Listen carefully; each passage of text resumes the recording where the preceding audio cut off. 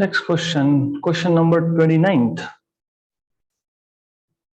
The displacement of two particles executing simple harmonic motion represented by equations. तो पहले का जो है वो x1 है, that is 4 sin of 10t plus pi by 6, और दूसरा जो है वो x2 है, that is 5 cos of omega t. For what values of omega, value of omega, energy of both the particles is the same. तो हमारे पास दो particle है और दोनों का हमको डिस्प्लेसमेंट का इक्वेशन दिया है और हमको बोला है कि इन दोनों पार्टिकल्स का एनर्जी कब सेम होगा. For what value of omega it is going to be same. तो हम पहले एनर्जी लिख लेंगे. Energy of E1 is equal to energy of E2. अगर आपको याद होगा एनर्जीज के equation half m omega square a square, तो यहाँ पे half m1 omega 1 square a1 square if you remember equal to half m2 omega 2 square a2 square, क्योंकि energy same है ऐसा बोला है और हाफ हाफ कैंसिल हो गया. m1 m2 आइडेंटिकल है. ओके, ओमेगा 1 दिस इज 10, क्योंकि अगर आपको याद होगा तो x equal to a sine omega t plus five ऐसा आता है. तो ओमेगा 1 मतलब 10 स्क्वायर, a1 मतलब 4 स्क्वायर इक्वल टू ओमेगा 2 मतलब ओमेगा वो फाइंड करना है, और a2 that is 5 square. You should know this is amplitude a1, this is amplitude a2. तो ये आएगा 100 into 16 equal to omega square into 25. 1 जा 4 जा 16 4 जा 64, तो ओमेगा स्क्वायर 64 मतलब ओमेगा इज 8 यूनिट. तो answer number D, option number D. Okay, तो question was really simple. You just have to equate energies of two. Next question. A body is executing simple harmonic motion when the displacement from the mean position is 4 centimeter and 5 centimeter. The values of corresponding velocity of the body are 10 centimeter per second and 8 centimeter per second. हमारे पास एक body है which is executing simple harmonic motion. Displacement from the mean position is 4 and 5. The values of corresponding velocities are 10 and 8. Period पूछा है आपको बताना चाहिए v is equal to omega under root of a square minus x square. This is what you should know. Okay, तो पहले case में velocity कितना है, स्पीड कितना है आपका 10, omega under root of a square minus x square, x कितना है 4 स्क्वायर. दूसरे केस में वेलोसिटी इज 8, ओमेगा तो ओमेगा रहेगा a स्क्वायर माइनस 5 स्क्वायर. इन दोनों इक्वेशन नंबर 1 और 2 को डिवाइड कर देते हैं. तो when you do 1/2 you will get 10/8 equal to omega under root of a square minus 4 square upon omega under root of a square minus 5 square. Cancel, तो 5/4 equal to 5/4 equal to under root of a square minus 4 square upon a square minus 5 square. Squaring on both sides you have 25/16 equal to under root of a square minus 4 square upon a square minus 5 square. तो आप इसको solve करोगे. You just have to solve this thing. Okay, इसको solve करेंगे तो a मिल जाएगा, right. तो after solving this, I mean of course आपको सॉल्व करना पड़ेगा ये, तो ठीक है कर लेते हैं, कोई बात नहीं. 25a square minus 25 into 5 square, मतलब बेसिकली वो ऐसा है.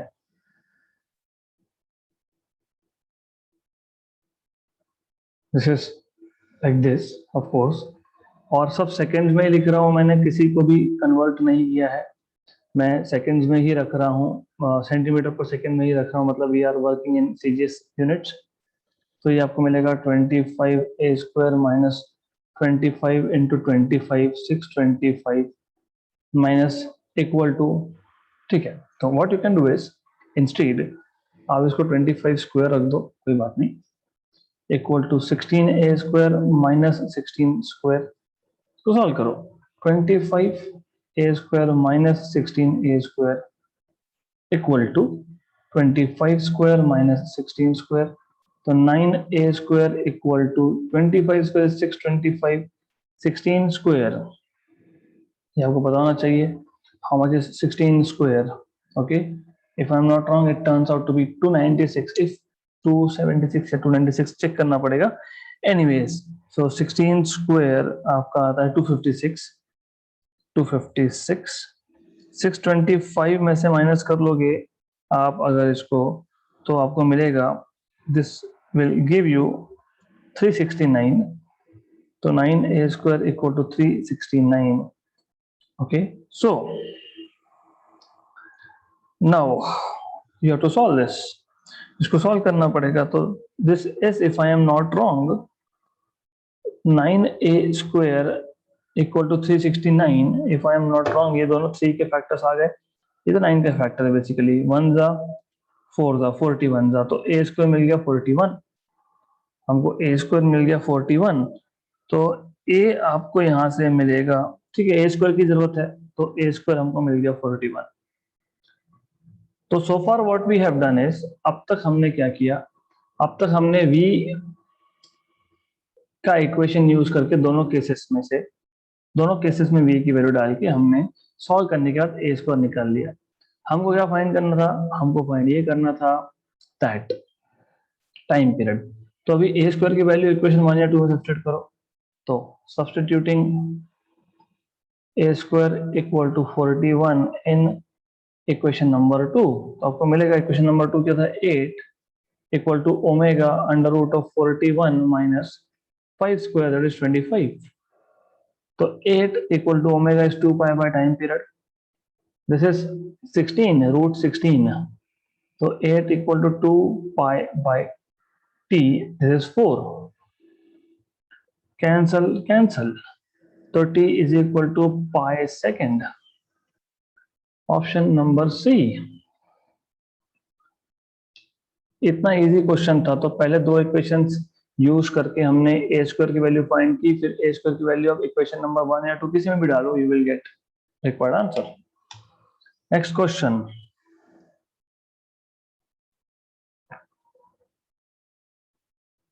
a particle of mass 10 gram executes SHM of period 3 second and amplitude 5 centimeter।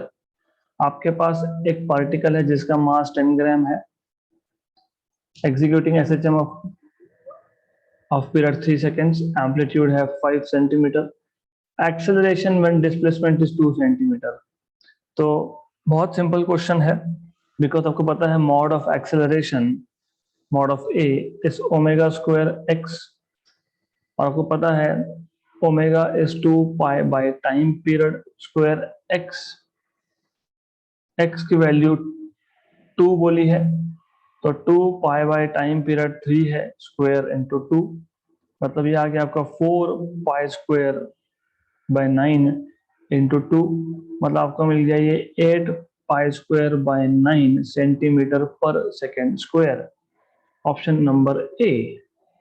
Done, simple सा क्वेश्चन था, सिर्फ एक्सेलरेशन पूछा है, और एक्सेलरेशन का जो क्वेश्चन है you should know this formula, that's it.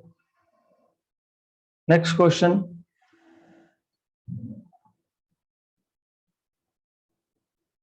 a small mass executes simple harmonic motion about a point होना चाहिए, ये about होना चाहिए, about a point O with amplitude A and time period t, its displacement from O at time t by 8 after passing through OS।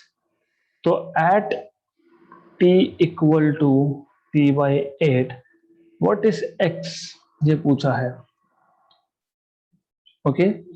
तो as I told you, जब आपको कुछ नहीं बताया, कि पार्टिकल ने मोशन कहाँ से स्टार्ट किया। तो ऐसे केसेस में आप x equal to a sine omega t यही यूज करते हो। तो x equal to a sine omega, omega is 2 pi by time period t into t, a sine of 2 pi by time period t into small t is t by 8, cancel cancel 1 जा 4 जा।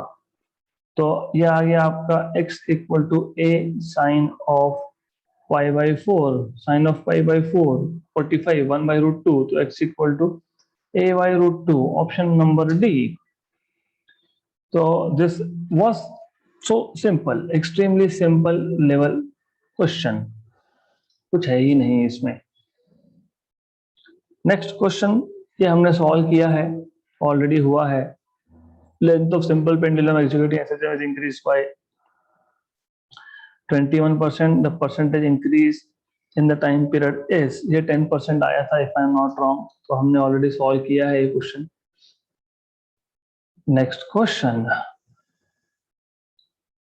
a particle executes simple harmonic motion of amplitude 5 centimeter, time period 3 seconds, velocity of the particle at a distance 4 centimeter from mean position। तो ये तो easy है क्योंकि v equal to omega under root of A square minus X square. तो ये आपको मिलेगा omega मतलब 2 pi by time period under root of A square मतलब 5 स्क्वायर माइनस एक्स मतलब 4 स्क्वायर। तो v is equal to 2 pi by 3 under root of 25 minus 16, तो 2 pi by 3 9 का रूट, 9 का रूट 3 आता है वैसे, so under root of 9, so 2 pi by 3 और ये 3 कैंसल कैंसल, तो 2 पाई मीटर पर सेकेंड, राइट। गुड, तो ऐसा तो कुछ दिया नहीं है, राइट। क्यों, अगर नहीं दिया तो फिर अभी क्या करेंगे, फिर वापस देखेंगे कि गलती कहाँ हुई। Okay, particle executes SHM of amplitude 5 period 3, okay, the velocity of the particle at distance 4 centimeter from the mean position is, now we have done things more or less correct, it's actually correct।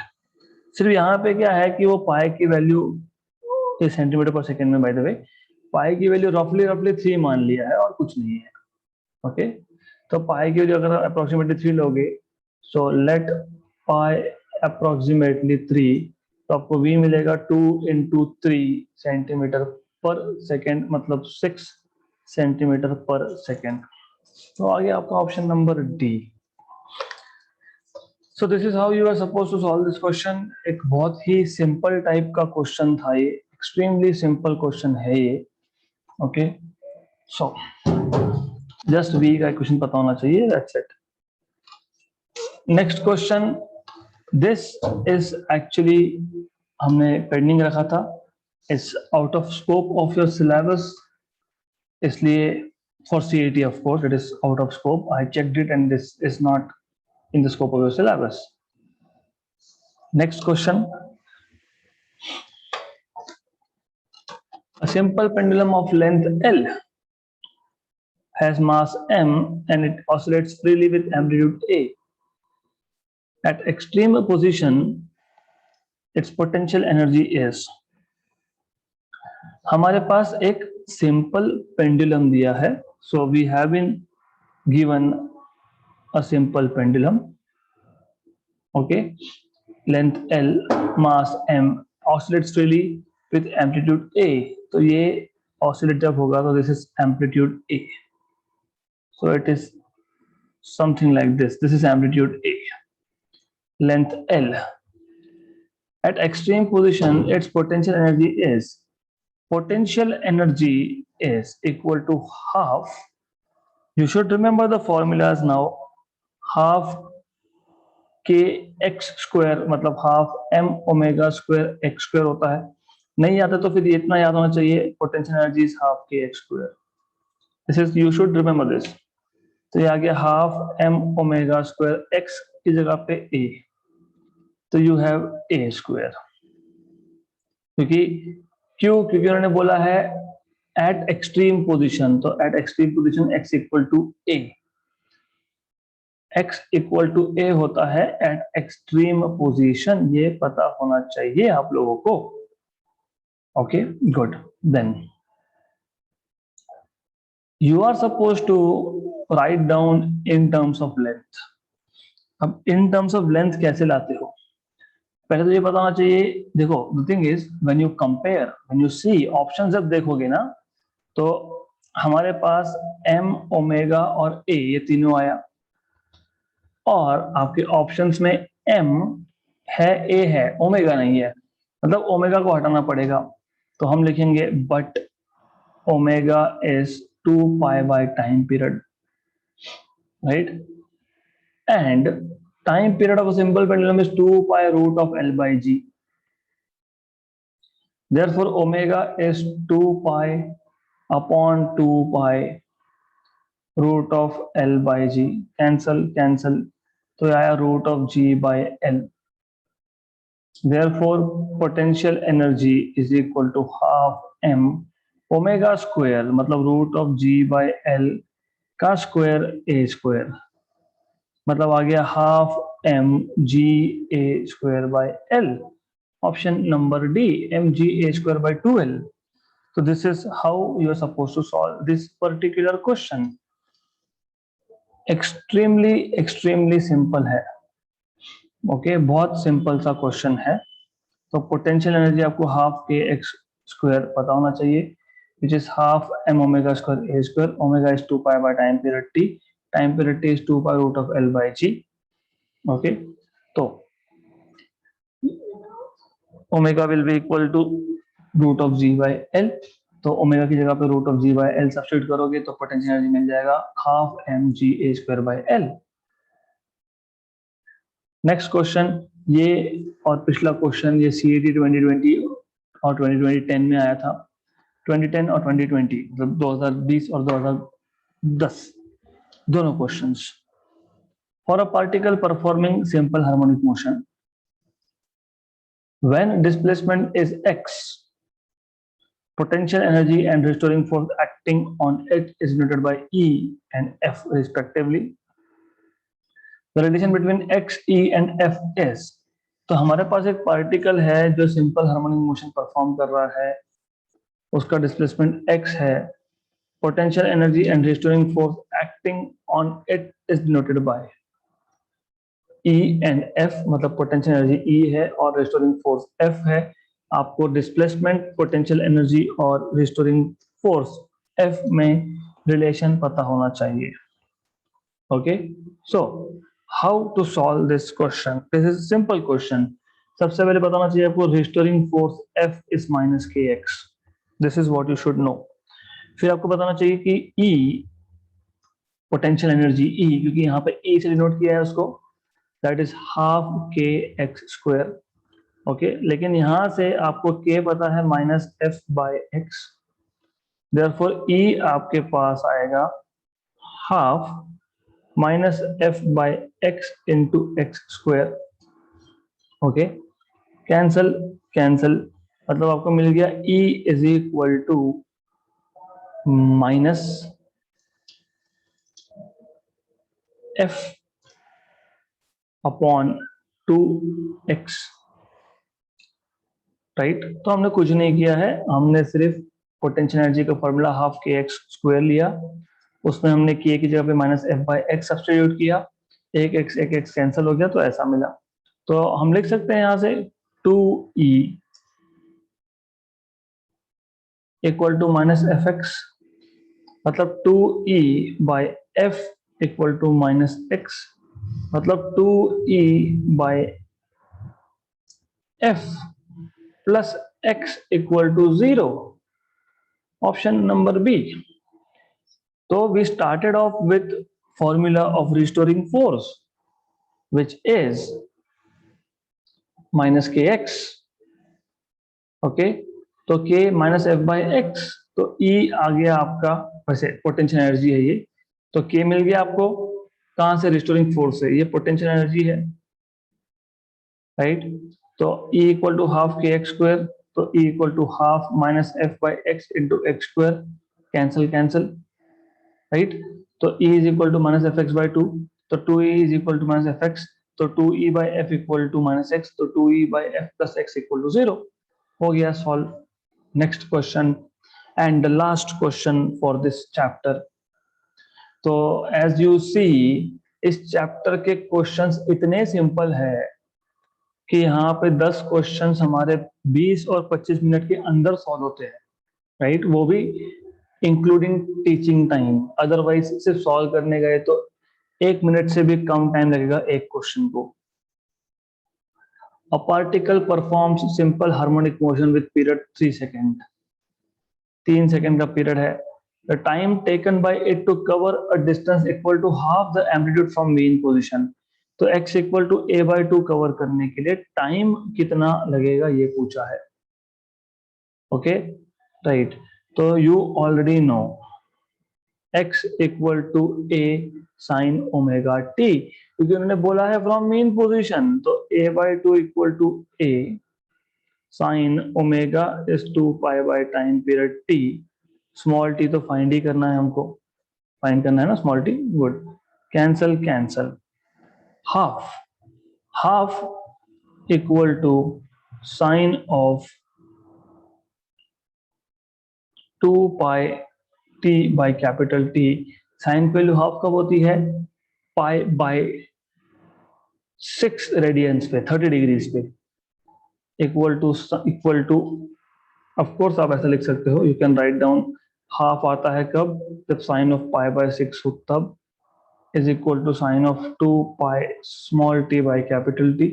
तो आप बोल सकते हो कि pi by 6 equal to 2 pi small t by capital T, pi pi cancel, और आपको मिल जाएगा t is equal to T by 12, लेकिन टाइम पीरियड 3 सेकेंड दिया हुआ है तो 3 बाई 12 मतलब 1 by 4 of a second, option number A.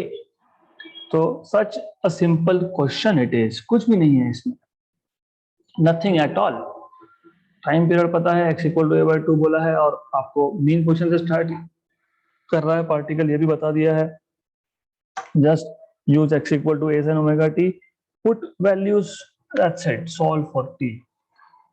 okay, so we are done with this chapter, that's it।